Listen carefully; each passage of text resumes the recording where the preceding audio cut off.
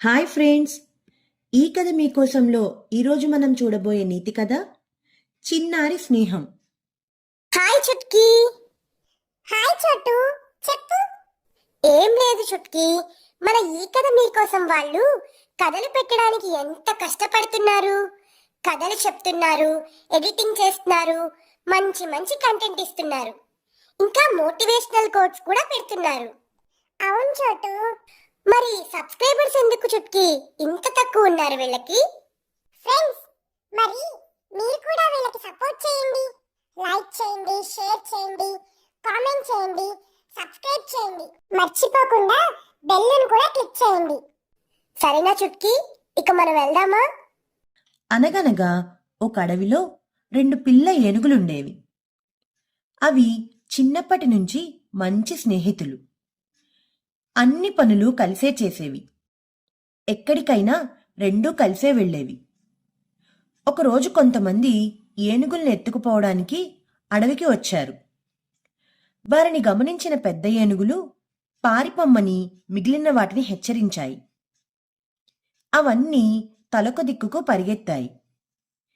కాని స్నేహితులైన పిల్ల ఏనుగులు రెండూ కలిసి ఒకే దిక్కుకు పరిగెత్తాయి. అవి చాలా దూరం వెళ్ళిన తర్వాత వాటికి దారి తప్పామని అర్థమైంది. తిరిగి తిరిగి బాగా అలసిపోయాయి. వాటికి విపరీతమైన దాహం వేసింది. నీళ్ల కోసం బాగా వెతికాయి. కనుచూపు మేరలో ఎక్కడా నీళ్లు కనిపించలేదు. నీళ్ల కోసం వెతుకుతూ అవి చాలా దూరం వెళ్ళిపోయాయి. అప్పుడొక చోట ఒక చిన్న గుంట కనిపించింది. కాని దానిలో నీళ్లు చాలా తక్కువగా ఉన్నాయి.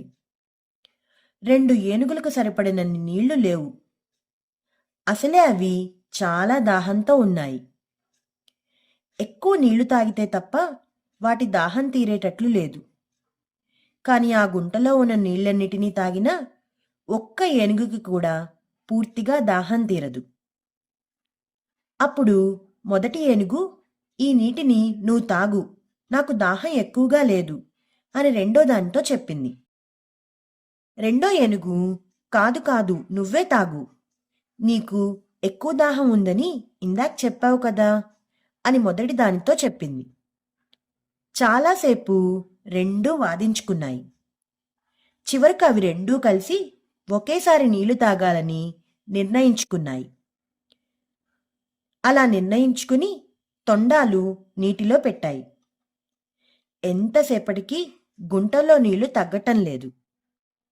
ఈలోగా పెద్ద ఏనుగులు చిన్న ఏనుగులను వెతుకుతూ అక్కడకు చేరాయి.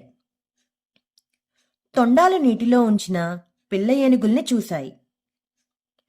కాసేపటి తర్వాత పెద్ద ఏనుగులకు పిల్ల ఏనుగులు నీటిలో తొండాలు పెట్టాయి కానీ నీళ్లు తాగటం లేదు అని అర్థమైంది. "మీరు నీళ్లు ఎందుకు తాగటం లేదు?"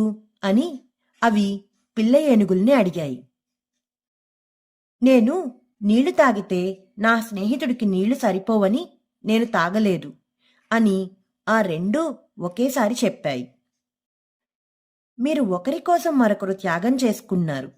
స్నేహితులంటే మీలాగే ఉండాలి" అని పెద్ద ఏనుగులు వాటిని మెచ్చుకున్నాయి. గుంటలోని నీళ్లు చెరిసగం తాగమని వాటికి సలహా ఇచ్చాయి. నీళ్లు తాగాక అన్నీ కలిసి అడవిలోకి తిరిగి తమ ప్రాంతానికి వెళ్ళాయి. ఈ కథలోని నీతి ఏంటంటే, పరస్పరం అర్థం చేసుకున్నప్పుడే స్నేహం 10 కాలాల పాటు సజీవంగా ఉంటుంది.